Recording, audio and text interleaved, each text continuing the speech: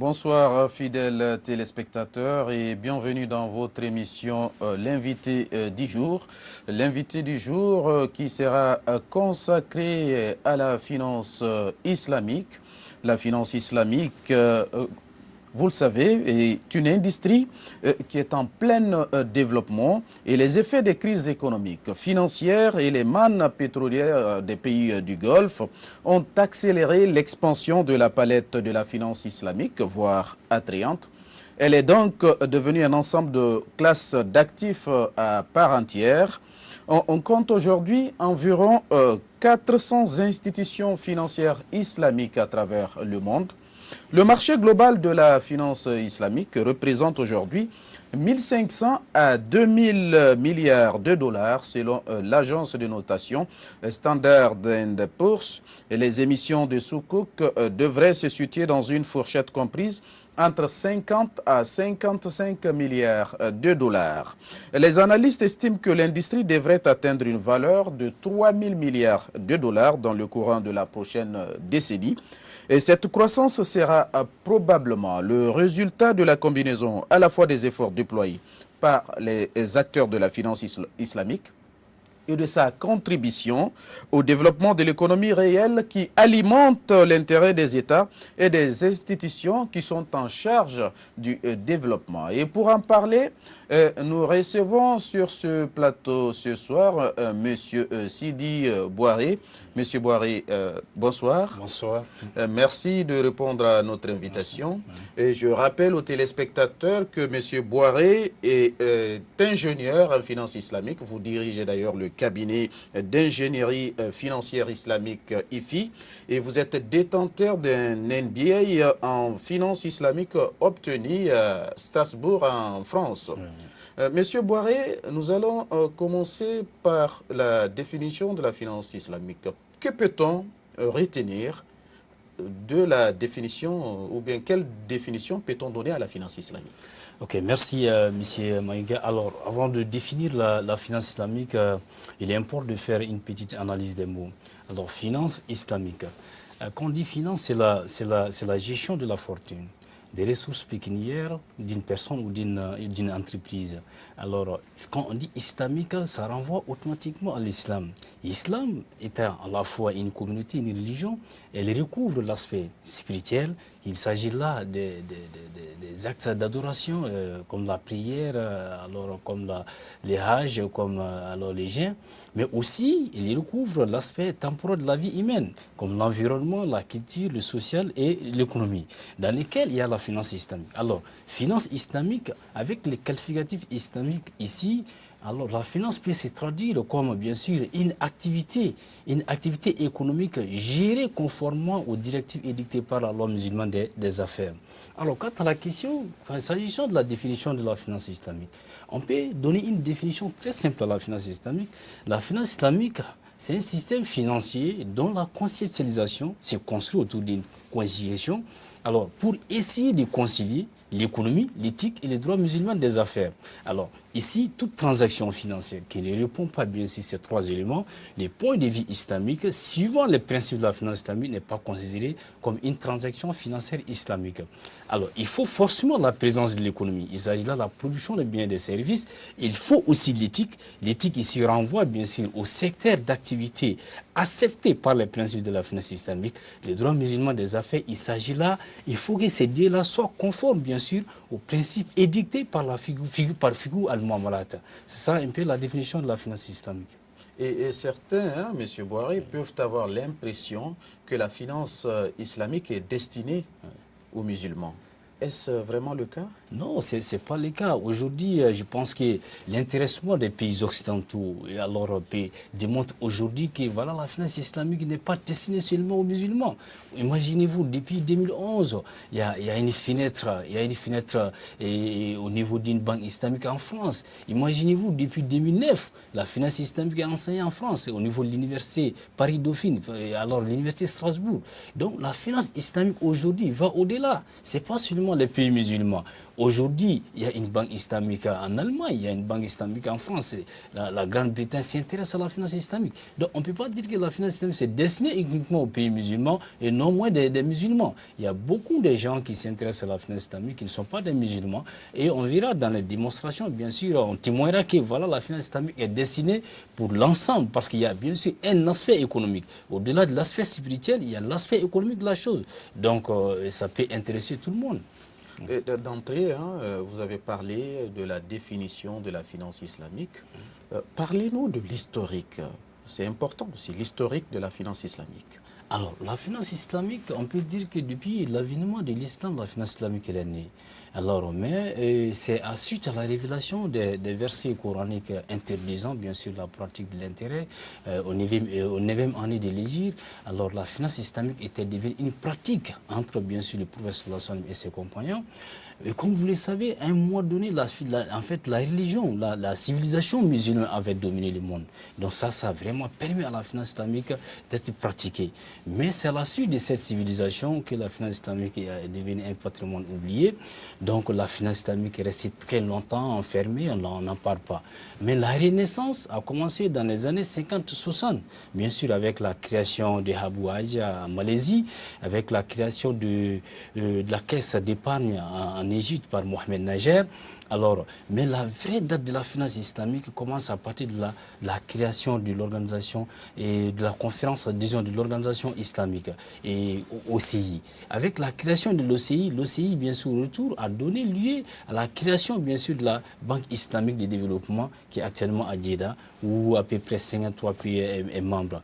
Alors, après cette date-là, il y a bien sûr et la renaissance, disons, l'expansion filigrane de la finance islamique. Ça a commencé en 2001, suite bien sûr aux attentats du 11 septembre. Cet événement a été un tournant important pour le développement de la finance islamique sous impulsion de deux phénomènes. Il y a eu un rapatriement des capitaux qui étaient bien sûr logés dans les systèmes bancaires américains vers les pays d'origine comme dans les pays du Golfe, mais aussi avec ces mannes financières pétrolières a permis bien sûr à la palette de la finance de s'agrandir. Ça s'est fait dans les années 2001.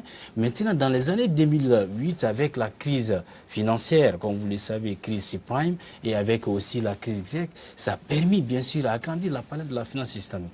Donc la finance islamique aujourd'hui, vraiment c'est devenu une industrie à part entière. Elle est en pleine expansion, vraiment presque dans les 5 continents, on en parle de la finance islamique. Donc aujourd'hui, la finance islamique, c'est vraiment en fait un intéressement mondial, je peux le dire. Oui. Et quand on parle d'intéressement mondial, oui, la finance islamique doit avoir des principes. Oui. S'il y en a, quels sont les principes de la finance islamique? Alors, la finance islamique, on peut diviser ces principes en deux. Il y a bien sûr ce qu'on appelle les interdictions et il y a aussi les obligations. Les interdictions, il s'agit là, alors, l'interdiction du système d'intérêt, les pratiques d'intérêt, ça c'est formellement interdit, ou on peut appeler riba ou l'usure. Il y a aussi l'interdiction de financer les secteurs illicites. Aussi, il y a l'interdiction, l'interdiction de la spéculation et la thésaurisation. Aussi, il y a l'interdiction, bien sûr, de faire la vente à découvert, c'est-à-dire faire une opération sans un actif réel. Ça, ce sont les interdictions. Alors, à côté, il y a les obligations. Alors, la finance islamique recommande, bien sûr, le partage des risques entre les acteurs économiques. Aussi, la finance islamique impose toute transaction financière, il faut qu'il y ait un actif tangible. Aussi, la finance islamique recommande à ce qu'on accorde des prêts sans intérêt et aussi être vraiment clément envers un débiteur qui est en difficulté. Donc, la finance islamique a à peu près 8 principes. 8 principes, dont 5, et bien sûr les interdictions, et aussi 3 pour les obligations. Et au vu des principes cités, on a l'impression que la finance islamique est une industrie limitée. Alors non, loin de cela, parce que vous savez, il y a une règle d'or là en figurement malade qui dit que voilà, tout est permis sauf ce qui est explicitement interdit. Aujourd'hui, quand nous essayons de faire une comparaison, la finance islamique et la finance conventionnelle, on trouverait au niveau de la finance conventionnelle qu'un seul produit, alors que ce n'est pas le cas. La finance islamique a tellement de produits en son sein, donc non loin de cela. Ces interdictions ne peuvent pas, bien sûr, ne peuvent pas limiter la champ d'intervention de la finance islamique. C'est vraiment le contraire. Alors, comment ces institutions fonctionnent, comment ils gagnent et comment ils payent, hein, quand on sait que il n'y a pas de taux d'intérêt, peut-être on en viendra, mais comment ces institutions gagnent? Comment ils fonctionnent? Alors, ces institutions gagnent énormément parce que, comme vous savez, alors au niveau de ces institutions, il y a les alternatives. Le fait que l'intérêt est interdit, il y a les alternatives. Ces alternatives, c'est quoi? Il y a des produits adaptés, bien sûr, aux besoins. Alors, on verra au niveau des produits. Dans ces produits, la banque gagne énormément. À travers les produits commerciaux, la banque achète et revend. Donc, il y a vraiment de quoi gagner dans ça. Aussi, il y a les produits participatifs où la banque va participer, bien sûr, avec l'acteur, avec les clients dans son projet. Donc, vraiment, il y a beaucoup de choses à gagner pour la banque. Donc, la finance islamique fonctionne conformément avec, bien sûr, ses réalisations, ses marges réalisées, ses profits réalisés. Donc, la finance islamique, alors, disons, ces institutions financières islamiques, vraiment, ont une chance très vaste. Et vraiment, c'est des institutions financières innovantes. Il peut innover des produits en son sein. Alors, comme je disais, je répète tout de suite, tout est permis, sauf si c'est interdit en finance islamique. Si, bien sûr, il y a, au niveau de ces institutions financières islamiques, il y a ce qu'on appelle le comité Cherabor. Le comité Cherabor est là pour veiller et comment ces produits-là fonctionnent. Alors, s'il y a une nouvelle demande de la part d'un client, alors le membre du comité Cherabor est là pour analyser et regarder est-ce que voilà, ce produit est compatible avec les principes. Si oui, voilà, c'est un produit pour la finance islamique. Donc la finance islamique vraiment a des marges bien sûr, à réaliser. On verra bien sûr au niveau des produits. Au niveau des produits, justement, mais je veux quand même, hein, c'est un point très important, il faut qu'on en parle, hein, la différence entre la finance islamique et la finance classique, dite conventionnelle.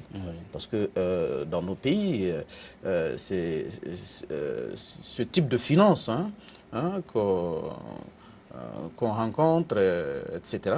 Mais quelle est la différence entre la finance islamique et la finance conventionnelle? Alors, la différence fondamentale entre les deux systèmes réside d'abord dans l'esprit.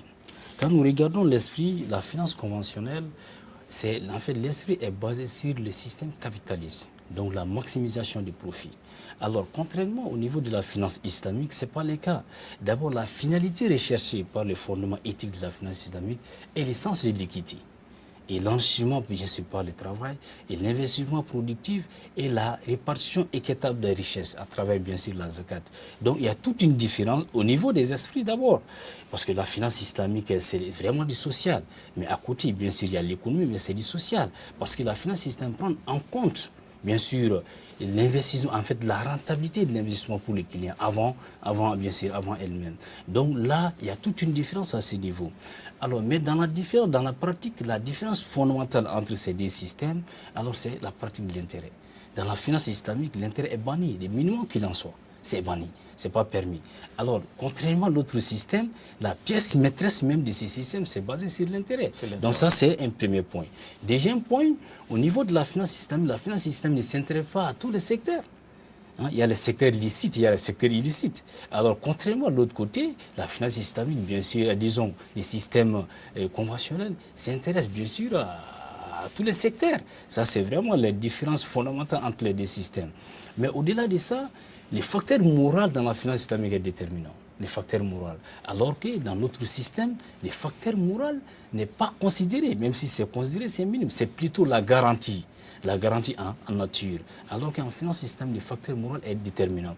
Donc vraiment, il y a toute une différence, mais même dans les mécanismes des produits, bien sûr, il y a des différences. Il peut y avoir, bien sûr, des produits communs entre les deux systèmes, comme dans les comptes courants, la gestion des comptes courants, il y a la commission des deux côtés. Mais au niveau des produits et la mise en place des prêts, il y a vraiment une différence. Parce que l'esprit, depuis au niveau de l'esprit, vraiment, il y a une différence à ce niveau. L'un est basé sur l'esprit capitaliste, la maximisation des profits, contrairement à l'autre, là, c'est bien sûr la solidarité, le social, bien sûr, il y a finance, il y a l'aspect finance qu'on ne peut pas quitter, mais c'est basé plutôt sur vraiment l'économie réelle, la solidarité et puis le social.